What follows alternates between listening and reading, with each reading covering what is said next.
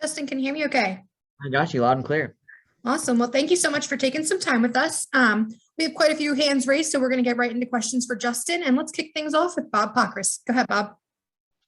Yeah, Justin, I watched the video of the helmet, and I'm curious kind of what struck you the most about seeing it, and and I assume it doesn't get old seeing a different helmet every year. It never gets old, and I'm glad that you watched the video too. It was fun to, it's what started out as kind of a way for me to see the surprise of what the helmet is, has kind of transitioned into just documenting it every year and seeing her, thought process and what she goes through and just her ability to be able to paint that helmet is truly incredible. So I think for me this year, the thing that I love the most about the playoff helmet is her thought process of what I would like. She knows that I like flames, but my very first helmet when I was 5 had flames on it. Very first race car when I was 5 had flames on it. So, kind of a good transition into the playoffs this year. And obviously it's a great looking helmet, whether she painted it or it was professionally done. But to have your daughter put that much time and effort into something is really, really special. So proud of her, proud of my wife. Like my wife having a baby this year, trying to figure out how to organize all of that, and then to have Greg and Off Axis Paint kind of shut their place down and let her do that. It's really been special for me. And now I have the bigger job of trying to get to victory lane, and that poses more of a challenge than anything. But I think it's gonna be good. Do you have any rules like that she can't do for the helmet?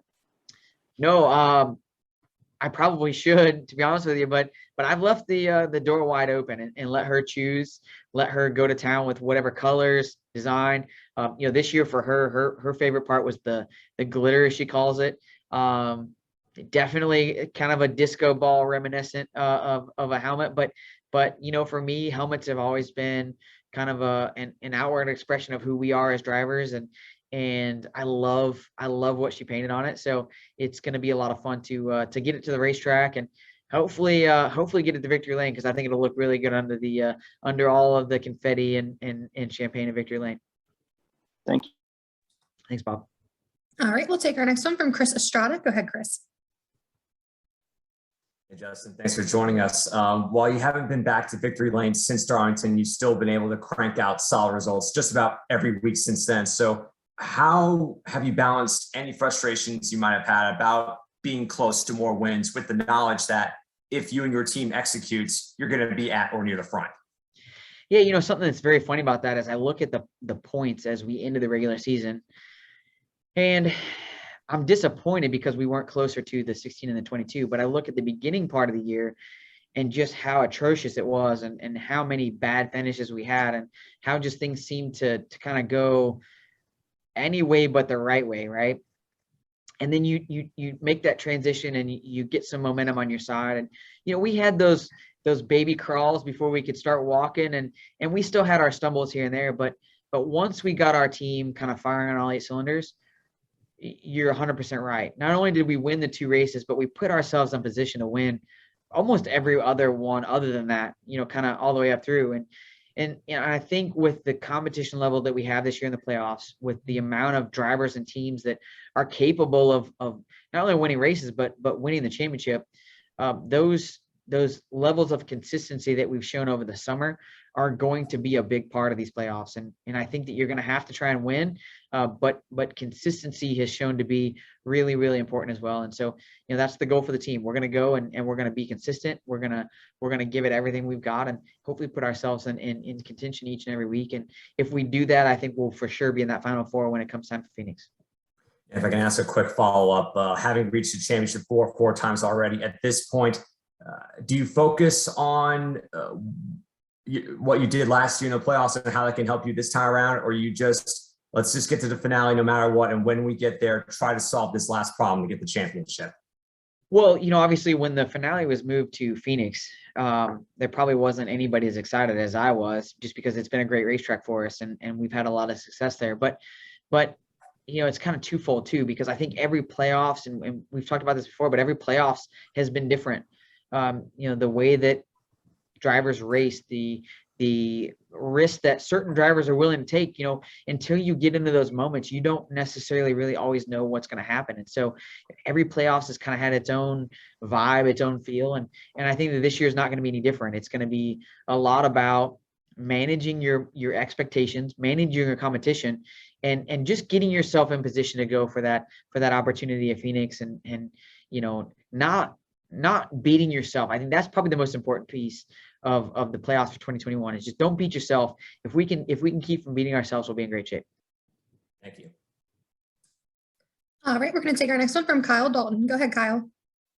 Hey, Justin. So let's go back to Bristol. And toward the end of the race, you and Noah Gragson have the speeding penalties on pit road. And I don't know if you've seen the replay or listened to what Dale Jr. said, but he kind of half-heartedly joked about it being an organizational problem. So I just wanted to get your feedback, because they talked about how both of you had been so clean all year, and then you both have the pit road speeding penalties a week after he had it. And he said it made him feel better that you all guys made that same mistake. So I wanted your thoughts on that. We just wanted to make sure that Dale felt right at home and didn't feel bad about speeding on pit road at Richmond. But no, it was very unique because I think Bristol is such a unique place and how pit road works, and time over distance and managing the corner down there in turn 3 and 4 is such a big deal. And to be honest with you, I hedged when we made our practice run down through there and stayed a little bit close to the outside of the racetrack and felt like we had a little room to maybe be better. And obviously we missed it, right? But we missed it collectively. And that's something that's tough to swallow when you feel like we've prepared like we have at the shop and we do all the right things. And if I had just run the line that I ran in practice, that's a different outcome. And truth be told, I think if we come out of the pits as, the leader or top 3 and not have to go to the back, I see the outcome of the race being vastly different than what it was, and really, putting ourselves in a lot better position. So, it's a shame and it's disappointing, but to still come back and have the finish that we had obviously was really good. And we'll take it. We'll learn from it. We're going to have the same scenario at some of these places that we're going to find in the playoffs. So, managing that's going to be super important, and just not making mistakes is something that is going to be really, really a big deal for all of us. Thanks. Good luck this weekend. Thank you very much. All right, we'll take our next one from Lee Spencer. Go ahead, Lee.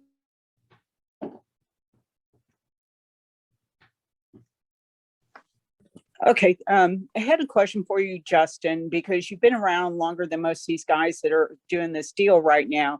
And I'm wondering, a lot of people have asked the Brandon Jones and Harrison Burton what it's like not to win when you have a dominant player like Ty Gibbs come along. And I'm just curious is it a kind of gut check deal for you guys trying to determine at that point that you see somebody of that caliber, maybe a once in a generational talent come along? Does it kind of make you reassess things? Do you want to work harder at your craft, or, even at sometimes you wonder if you're good enough to do what you're doing?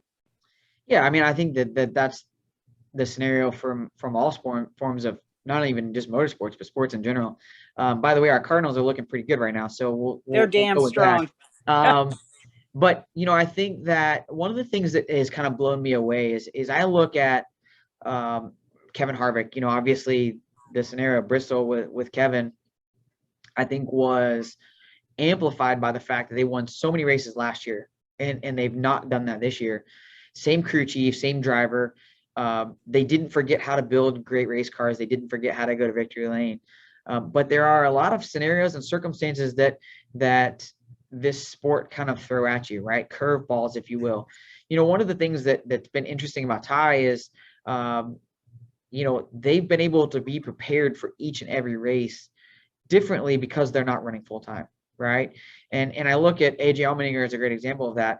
When AJ was part-time, they were a lot more of a threat to go and win races up until just recently. It took them, a long time to when they were going full time to kind of have that speed and be able to compete when they were doing it week in and week out. And so I think that, they have some benefits, but Ty's done a great job, and he's come in and he's been prepared. And I think, my respect level for a guy like that, not even just Ty, but a guy like that comes in, that is younger, that is willing to put in the effort, willing to put in the time, whether that be in the simulator, whether that be watching, race film, whether that be talking to other drivers and asking questions. There's a lot of drivers in the garage area that are veterans, a lot longer in the sport than even myself, that are more than willing to help younger drivers coming in and giving them advice. But a lot of times, this sport has a way of telling you that you should have it all together, and you should be almost cocky enough to not ask somebody else's opinion, right? To go in there and just, you're the guy and you need to go do it. And I think Ty's been one that has been willing to kind of put that aside and to ask questions and put himself in a good spot. So, we have a lot of great younger generational talent that are coming through the ranks right now. And it's fun to watch. It stinks when you get beat by them. But on the other hand, it's fun to watch. And that's why, I have to do my job week in and week out. And I'm still asking other drivers for their opinion and their advice, and doing all of the keys that I feel like I can do to be better prepared week in and week out. Thank you so much. Good luck to you and Jason. Thank you. All right, we'll take our next one from Daniel McFadden. Go ahead, Daniel. Hey, Justin. So you mentioned AJ in your last response, and I'm curious, as a guy who's been where he's been, you've both been up to the Cup Series, didn't accomplish quite what you wanted to accomplish there, and now you're here picking butt, taking names. What's it like for you seeing him being able to accomplish what he's doing right now at this point in his career? Well, I think this sport is very interesting because, I think from a performance standpoint, age wise, I think age is a number, right? I think a lot of it's down to, how much effort and time are you willing to put into it? And obviously AJ's been a fierce competitor, not only in just the sport of NASCAR, but just in all of his racing. And whether he goes road racing, I mean, the guy's able to go jump in a road race or a sports car and be, really, really talented and run up front. I promise if he were to jump back into an Indy car, he could go and be successful and be competitive with it week in and week out. And he's found a home at College Racing. They've obviously done a great job. They've stepped their program up tremendously. And, it's cool to see. It's cool to see him have that opportunity to go in there and battle for wins week in and week out. And I think, Bristol, the end of the race at Bristol, really put in perspective for me, how important all of this is to all of us, right? All of us that are fighting for this championship in 2021.